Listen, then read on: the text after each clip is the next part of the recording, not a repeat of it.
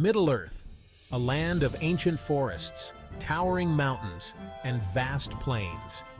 A place where every corner holds a story, every tree whispers ancient secrets, and every mountain stands as a testament to the ages. A land where magic lingers and hope endures. The air is thick with enchantment, and the very ground seems to hum with the echoes of old songs and forgotten lore. Yet even in this enchanting realm, darkness threatened to consume all. The skies grew heavy with foreboding, and the once bright horizons were now shrouded in twilight. Sauron, the Dark Lord, had risen again. His fortress in Mordor stood as a grim reminder of his malevolent power, and his eye, ever watchful, cast a sinister gaze over the land. His power, like a shadow, spread across the land. It seeped into the hearts of the free peoples, sowing seeds of fear and despair. The free peoples of Middle-earth faced a terrible threat. Elves, dwarves, and men, once divided by their differences, now stood united against a common enemy. Their very existence hung in the balance. The lands they cherished, the homes they built, and the lives they led were all at risk of being swallowed by the encroaching darkness. In their hour of need, hope arrived from the west. Ships, like silver arrows, pierced the dark waters, bringing with them a glimmer of salvation. 5 figures, cloaked and powerful, crossed the sea. Their arrival was shrouded in mystery, but their purpose was clear. They were the Istari, wizards sent to guide Middle-earth in its darkest hour. Each one carried with them ancient wisdom and formidable power, tasked with a mission of utmost importance. Their mission to rally the free peoples against Sauron and his growing might. They spoke of unity, courage, and the strength found in standing together. The fate of Middle-earth rested on their shoulders. The future was uncertain, but with the Istari's guidance, there was a glimmer of hope that the light could prevail over the darkness. From the undying lands, across the vast sea, they came. Clad in gray cloaks, they appeared as old men. Wise and weary, yet possessing a strength that belied their age. These were the Istari, the wizards of Middle-earth. Sent as emissaries, they bore a heavy burden. The fate of Middle-earth rested in their hands. They arrived on ships, their arrival a whisper on the wind. The elves, wise and ancient, sensed their coming. These were no ordinary beings. The Istari carried within them the power of the Valar, guardians of Middle-earth, their mission to inspire and guide, not to rule. 5 Istari walked Middle-earth, each with their strengths and weaknesses. Saruman the White, the most powerful, arrived first. He possessed a sharp mind and a thirst for knowledge. Gandalf the Grey, shrouded in mystery, came next. His wisdom and compassion were unmatched. Radagast the Brown, a lover of nature, followed. His connection to the creatures of Middle-earth was profound. Last came the 2 blue wizards, Alatar and Palando. Their mission remained shrouded in mystery. They journeyed east, their deeds little known to the peoples of the West. But their purpose was clear, to oppose Sauron wherever his influence spread. The Istari were powerful, but their power was not absolute. They were forbidden from using their full might, from matching Sauron's strength with their own. They could not force the free peoples to their will.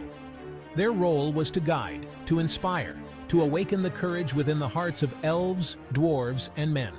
Their task was a delicate one. To defeat Sauron, they needed to unite the free peoples. But they could not force this unity.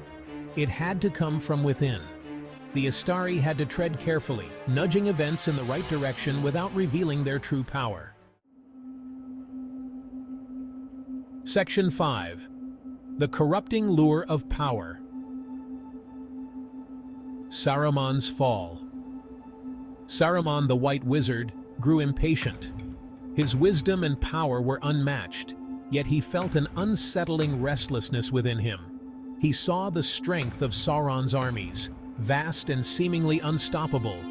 The sight of such overwhelming force filled him with dread and envy. He feared the darkness that threatened to engulf Middle-earth. The shadow of Sauron loomed large, casting a pall over the lands he once sought to protect. He believed that the only way to defeat the Dark Lord was with equal, if not greater, power. This belief began to consume his thoughts, driving him to seek out forbidden knowledge. He began to covet the One Ring, believing it would give him the edge over Sauron. The allure of its power was too great to resist, and he convinced himself that he could wield it for good. His desire for power corrupted him. The once noble wizard's face twisted with greed, and his eyes glowed with a dangerous light. He abandoned his mission of guiding the free peoples. He turned away from his allies, isolating himself in his tower, convinced that only he could save Middle-earth. He turned to darker arts, forging his own army in the pits of Isengard. The once pristine tower became a fortress of industry and war, filled with the sounds of clanging metal and roaring fires. He became a mirror image of the enemy he swore to defeat, consumed by the very darkness he sought to vanquish. Saruman's fall was a tragic tale of a great mind led astray by the corrupting lure of power, a cautionary story for all who seek to wield great power without wisdom. Section 6. A Wizard's Wisdom. Gandalf's unwavering path. Gandalf the Grey remained true to his mission. He saw the danger in wielding power for power's sake. He understood that true strength lay in unity, in courage, in the hope that burned bright even in the darkest of times. He walked among the free peoples, offering guidance and support, always nudging them towards the path of resistance. He knew that the smallest of creatures could make a difference. He saw the potential in hobbits, those humble folk from the Shire. He entrusted them with the fate of the One Ring, knowing that their courage and resilience would be instrumental in the fight against Sauron. Section 7. The Triumph of Good. A Timeless Battle. 1. The battle against Sauron raged across Middle-earth. Armies clashed, heroes fell, and the fate of the world hung in the balance. Through it all, Gandalf remained a beacon of hope. He rallied the free peoples, inspiring them to fight for their freedom. In the end, it was not through brute force that Sauron was defeated, but through an act of selflessness.